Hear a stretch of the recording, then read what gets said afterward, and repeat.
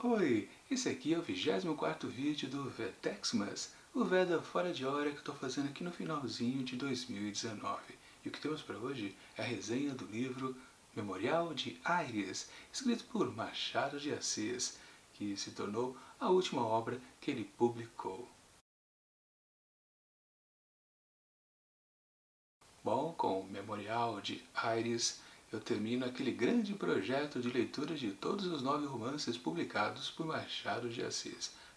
Foi um projetinho que demorou para acabar. Começou lá em 2018, alguns livros eu deixei para terminar aqui em 2019 e finalmente, agora, ao final do ano, que eu estou fazendo a resenha do último livro, o último dos 9 que Machadão publicou em vida. Sim, depois disso ele até publicou mais algumas outras obras, contos, peças de teatro, mas realmente o encerramento dos romances foi Memorial de Aires, publicado em 1908, o mesmo ano que ele faleceu. Bom, vou dar uma dica para vocês. Se vocês procuram mais detalhamento a respeito da história, vocês não vão encontrar aqui nesse vídeo, porque é um vídeo resenha sem spoilers. Mas, se vocês querem mais, eu dou a dica para vocês darem uma olhada na leitura comentada que eu fiz justamente de todos os livros que o Machadão publicou, todos os 9 romances. Então, eu vou deixar o link do primeiro vídeo que eu fiz a respeito de Memorial de Aires. Eu fiz 3 vídeos, dividindo os capítulos, ou melhor, as entradas. Quem começa a fazer a leitura de Memorial de Aires percebe que ele não nomina os capítulos como capítulos. Na verdade, são entradas de um diário, feito, claro, pelo protagonista aqui da história, o Conselheiro Aires. E por aí você já começa a notar algumas semelhanças com outras obras, por exemplo, como Memórias Póstumas de Brás Cubas, onde a gente vive as aventuras de um morto, que conta a sua história, mas ele faz sempre através de grandes recordações. Assim como também, a gente tem que levar em consideração Dom Casmurro, também é um livro de memórias. Machadão adorava fazer esse tipo de história. E mais uma vez temos isto por aqui em Memorial de Aires. Lembrando que o Conselheiro Aires, na verdade, é um personagem que já apareceu no livro anterior, Esaú e Jacó, o que também não é novidade. O Machadão gostava de fazer com que um personagem frequentasse um livro, depois um seguinte. Já também tivemos essa prova com Quincas Borba, que apareceu em Memórias Póstumas de Brás Cubas e depois voltou em Quincas Borba. Sim, ele gostava bastante disso, colocar uma segunda versão do personagem. Se bem que, nas questões lá de Quincas Borba, digamos que ele não melhorou muito quando foi para o segundo livro. Já que aí sim tivemos uma grande diferença do que a gente considerava um personagem num livro e depois num segundo. Com certeza a gente entende mais esse personagem, o Conselheiro Aires, do que a gente entendia lá em Esaú e Jacó. Digamos que no primeiro livro ele é um personagem que a gente tinha uma certa percepção do que ele era. Aqui, no segundo livro, aí a gente sabe completamente por que ele tinha aquelas atitudes. Isso é muito interessante, a gente percebe realmente que há uma grande de uma evolução de um livro para o outro. Aqui a gente sabe muito mais, mesmo que seja num período curto de tempo. No outro livro a gente tinha alguns anos se passando e personagens sempre ali constante em volta dos protagonistas da história. Se bem que havia muito destaque mesmo para o Conselheiro Aires. Aqui não, ele é o protagonista, mas também em um curto espaço de tempo a gente pode entender ele mais ainda. Bom, um pequeno resumo que eu posso dizer a respeito desse livro do Machadão. A história de Conselheiro Aires é exatamente quando ele já está aposentado e vem de volta ao Brasil. Claro, ele atuava como diplomata lá na Europa. Enfim, aposentado, ele retorna ao Brasil e é o que tem de família, a sua irmã, Dona Rita. Lembrando que ele volta viúvo e sua esposa ficou por lá, enterrada lá nas Europas. Ou seja, ele volta como um viúvo solitário, aposentado, e logo de cara, a primeira cena aqui do romance é exatamente num grande, digamos, cenário para toda essa história, um cemitério. Pois é, ele está junto com sua irmã, Dona Rita, visitando o túmulo do falecido marido da irmã. E ele está lá naquelas, apenas acompanhando a parente. E chama a atenção dele uma figura feminina mais ao longe, numa outra sepultura, que também é uma viúva que está visitando o seu marido. Só que chama a atenção, claro, a beleza que ela possui. Dona Rita, inclusive, percebe que ele está dando uma vista a uma moçoila lá e fala que, eu conheço, o nome dela é Fidelia. E já dispara para ele, tô vendo que você tá de olho nela, mas pode tirar o cavalinho da chuva. Aquela ali nunca mais vai casar. Bom, um bom detalhe a ser dito. Aires já é um homem de muita idade e Fidélia é uma moçoila ali na casa dos 30, passado um pouquinho dos 30. Ou seja, quase o dobro da idade dela que ele possui. Ele lá na casa dos seus 60 e poucos anos. A gente pode até estranhar, poxa, com essa diferença de idade dá para rolar um casamento? Naquele tempo era possível, porque uma coisa de meio que amparar as viúvas é você fazer um casamento um pouco, digamos assim, um jeitinho meio acertado, né, só para ficar bem para a sociedade. Então, até nesse ponto, não tinha problema. E a questão então que a gente percebe logo de cara é que a história do livro então é essa. A gente acompanhar talvez a tentativa do Aires em tentar ser um bom partido para Fidélia. Só que aí a gente vai percebendo no desenrolar dos capítulos ou das entradas ali do seu diário que realmente não é exatamente isso que acontece. Ele não faz exatamente grandes investidas para com ela, para tentar conquistar o seu coração. Pelo contrário, ele sempre fica naquela coisa de ficar observando. Aliás, o livro inteiro é um ato de observação dele para com as pessoas que estão ao seu redor. As poucas pessoas que restaram, para falar a verdade. A gente sempre precisa lembrar que ele é um homem completamente envelhecido, caminhando já para os seus finalmente, digamos assim. E ele vai cada vez mais percebendo isso do começo do livro até o fim. E claro, por causa dessa diferença de idade, talvez ele realmente não tenha muita chance, e que vai percebendo isso também aos poucos, principalmente quando aparecem concorrentes. E com certeza um grande concorrente que surge é um jovem chamado Tristão. Só que antes dele aparecer, a gente tem algumas coisas básicas a respeito de Fidélia. Ela é tipo uma filha postiça de um casal muito interessante, o Sr. Aguiar e a Dona Carmo. E é uma consideração interessante a fazer a respeito desses dois. Quando eu estava procurando alguns apontamentos a respeito aqui do livro do Machadão, eu acabei descobrindo, né, que alguns críticos, lá na época, quando ele ainda estava vivo e fazia suas publicações, todos os seus romances, né, muitos diziam que tudo que ele publicava, colocava no papel, na verdade, tinha muita coisa autobiográfica. E que na verdade não era de fato isso, era toda invenção mesmo da cabeça dele, não tinha nada dele ali nos personagens. Bom, também naquelas, né? Todo autor acaba colocando um pouco de si nas suas criações, mas de fato não era exatamente o que ele era, tipo como o Bentinho, ou então Brás Cubas, Quincas Borba, nada disso, não era Machado de Assis, de fato. Mas aí nesse derradeiro livro que ele fez, claro, ele não sabia que era o último que estava escrevendo, ele colocou justamente esses dois personagens e o jeitão que eles se constituem como exatamente ele, Machado de Assis, e sua esposa, a Dona Carolina.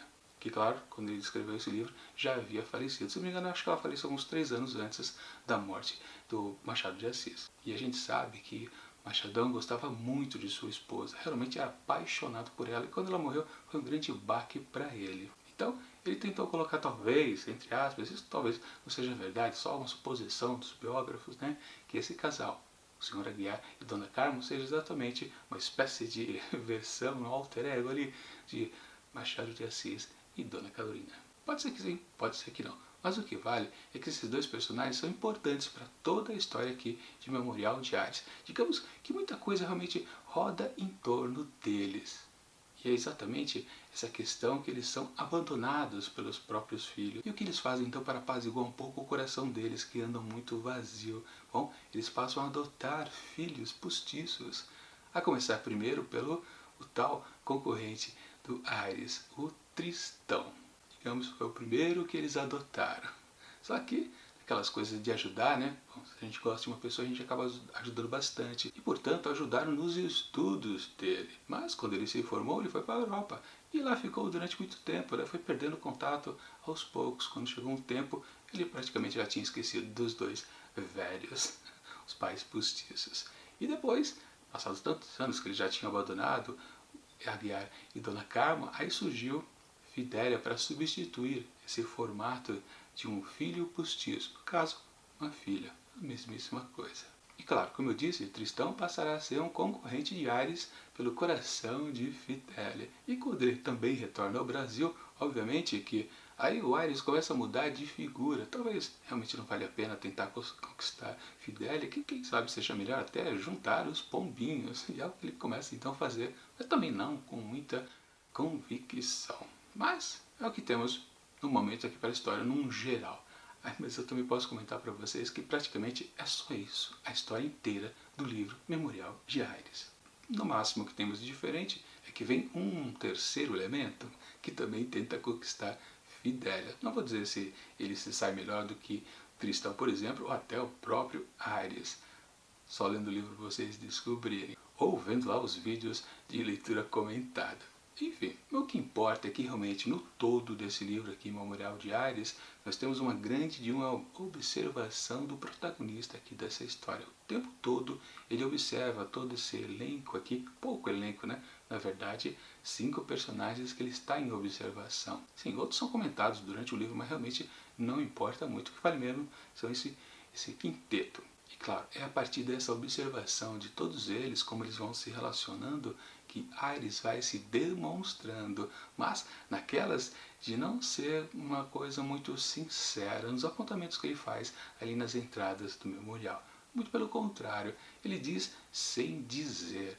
Esse livro é basicamente isso, é uma quase mentira. Ele vai registrando as sensações que ele tem, os apontamentos que ele faz, e depois que ele já viveu aquele dia, né, antes de dormir, ele anota lá no diário e realmente talvez tudo que ele diga pra gente seja um pouco de mentira de fato. E a gente pode até lembrar daquela coisa eterna de Dom Casmurro, né? Que a gente nunca sabe se Capitu traiu ele ou não, porque sempre temos uma visão completamente do olhar dele. Afinal de contas, é narrado lá na figura de Dom Casmurro o tempo todo, o Bento Gonçalves que narra aquela história. E no caso aqui de Memorial de Ares também temos o mesmo princípio, é a percepção dele, a gente não tem certeza se tudo que está acontecendo de fato é aquilo. Só que a gente acredita mais, principalmente porque é um elemento muito mais sincero, justamente por causa da questão da velhice. Pois como eu disse, desde o princípio do livro até o seu derradeiro parágrafo final, a gente sente que ele está envelhecendo, ele tem essa percepção e cada vez mais nesse ponto, ele é completamente sincero. Por mais que ele tente meio que maquiar o que ele observa desses 5 personagens, no fundo, quando ele nega talvez o que façam de fato esses personagens, a gente entende mais ainda como ele, Ares, vai ficando cada vez mais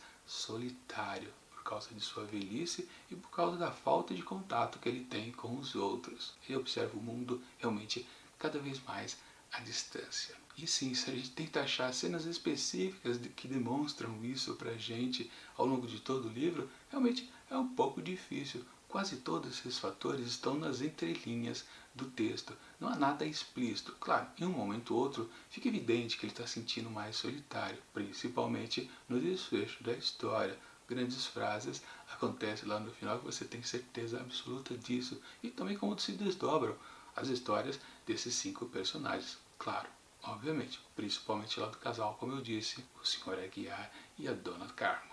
Bom, e dito tudo isso, talvez não se tenha mais nada a dizer a respeito desse livro. Com certeza é mais uma obra do Machado que a gente tem que ler para entender um pouco mais. Se basear apenas em resumos não dá certo, porque justamente o que vale mais é como ele faz o apanhado da caracterização de cada um dos seus personagens, a reação que eles têm diante dos infortúnios da vida, digamos assim. Aliás, Machado fez isso desde o primeiro romance lá, Ressurreição, ainda no contexto do romantismo, e depois passou para o realismo a partir de Memórias Póstumas de Brás Cubas, e sempre foi isso. Ele sempre fazia uma grande avaliação do que são as personas. No fundo, ele nunca quis contar uma história de começo, meio e fim, com um grande quiprocó, uma grande epopeia, uma grande narrativa. Não, não é o caso. Em alguma outra história, isso até aconteceu, mas no fundo, ele só quer mostrar os personagens, uma grande de uma vitrine pra gente.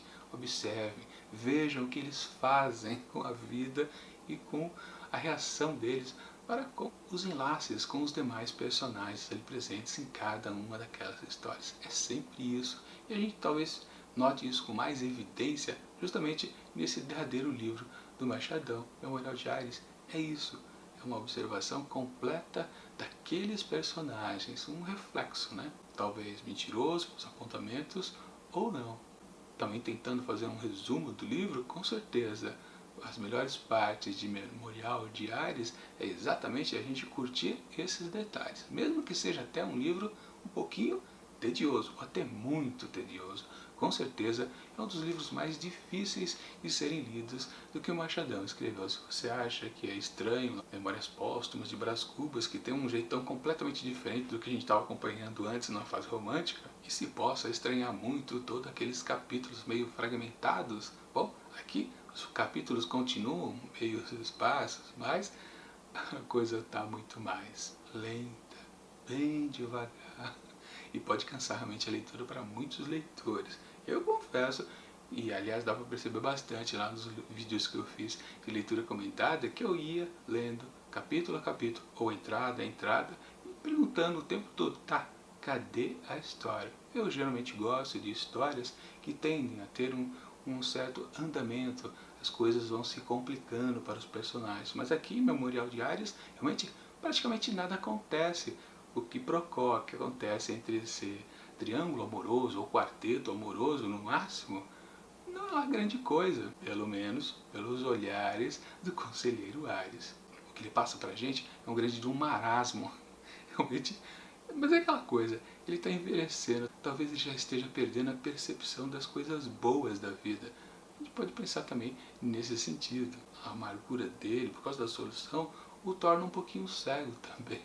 Talvez o que ele estava vendo durante o dia e depois foi escrever ali nos apontamentos, aquilo que ele observou realmente era muito mais interessante. Só que quando ele foi passar para a gente, ele já passou com o filtro da amargura. Agora, com certeza a gente pode dizer a respeito do final aqui do livro. É o mais triste, com certeza, entre todos os 9 romances. Tirando, como eu comentei também lá nos vídeos, que Helena também ia por aí, mas é uma outra pegada, tem aquela coisa bem puxada, exagerada do romantismo, bem folhetinesco. Aqui não, é um negócio sossegado, tranquilo, mas parte mais realmente o coração quando a gente vê como termina essa história. Não tem nada de trágico ao final dela, é simplesmente uma grande de uma constatação, principalmente uma grande frase que tem ao final do livro, quando praticamente é um resumo de tudo o que a gente vê em Memorial de Ares, desde o primeiro capítulo, primeira entrada, até o final, tudo se resume numa frase. Você pode até se perguntar, tudo bem, então eu leio essa última frase e já matou o livro? Não, na verdade não. Aquilo é uma simplificação de tudo que a gente vai acompanhando aos poucos nessa transformação desse homem que está cansado, talvez, de viver. Talvez um grande contraste lá com o Brás Cubas, né, que era um autor defunto ou um defunto autor. Quem sabe aqui está vivo seja uma coisa bem pior, ou não, né? Você precisa ler a última frase aqui desse livro, é a síntese dessa obra do Machadão. Enfim, mesmo que em vários momentos tenha sido uma obra, uma leitura, na verdade, cansativa, mesmo assim é uma grande obra dele, a derradeira que ele escreveu. Portanto, para Memorial de Ares, escrito por Machado de Assis, eu atribuo 4 asteriscos. É um livro para se ler mais de uma vez, para entender um pouquinho melhor. Bom, e agora que finalmente eu terminei todos os 9 romances de Machado de Assis, vou colocar aqui esse volume número 3 dentro desse grande box aqui da editora Nova Fronteira e já fazer aquele meu jabazinho, né? Recomendo muito que vocês adquiram esse box aqui, porque tem todos os 9 romances que o Machadão escreveu e também uma seleção de contos consagrados. Se eu não me engano, são 10 contos também bastante interessantes, mas o que vale mesmo é que aqui nesse box você encontra tudo o que tem de melhor do Machado numa edição impecável. Essa capa dura aqui, bem resistente, todos os livros estão bem editados e tá o resultado aqui supimpa. Vou deixar aqui na descrição do vídeo um link para você poder adquirir através da Amazon, que é a minha parceira de compra e venda, este box aqui, um precinho bem camarada, sempre da Amazon, o melhor lugar para você comprar esse aqui baratinho. Em outros lugares vai ser sempre muito mais caro. Recomendo bastante mesmo esse box. Um dos melhores boxes que eu tenho aqui na minha coleção de boxes, com certeza. Mas é Machadão, o que importa não é o visual, mas é o que tem aqui de conteúdo, que é a obra do Machado de Assis. Com certeza é o nosso melhor escritor, não tenho dúvida disso. Você pode até achar, né, que lendo um livro aqui ou acolá, você acha, ai, que coisa meio chata. Não, Machado de Assis não é chato. A gente que talvez queira algo muito rápido e por aí vai. Ele é muito bom. E bom, estamos na véspera do Natal, então eu tenho que dizer aqui Feliz Natal para vocês amanhã e, claro, já desejando um Feliz Ano Novo para os próximos dias. Mas eu conto com a presença de vocês para os próximos dias porque o Vedexmas ainda não acabou, o Veda Fora de Hora, aqui no finalzinho de 2019. E vai começar daqui a 2 dias aquela seleção de vídeos bastante interessantes que todo mundo gosta de acompanhar, que são os melhores e piores momentos do ano inteiro. Eu vou fazer aqueles vídeos tradicionais de melhores e piores livros lidos e também melhores e piores contos lidos aqui em 2019. Eu gosto bastante de fazer esse tipo de vídeo. Aí também tem aquele que eu também curto fazer, que é o meia culpa tradicional, que é as flopadas aqui no ano de 2019. Com certeza também tem muita coisa que eu falei que ia ler e acabei não lendo. Fazer o que, né? A gente promete bastante, booktuber, gosta de ler bastante livro, acaba não conseguindo ler todos. Enfim, nos próximos dias tem bastante vídeo muito interessantes aqui no canal. Mas enquanto os próximos vídeos não chegam, eu deixo aqui do lado alguns outros que já aconteceram aqui lá no comecinho do Vedexmas. E tchau!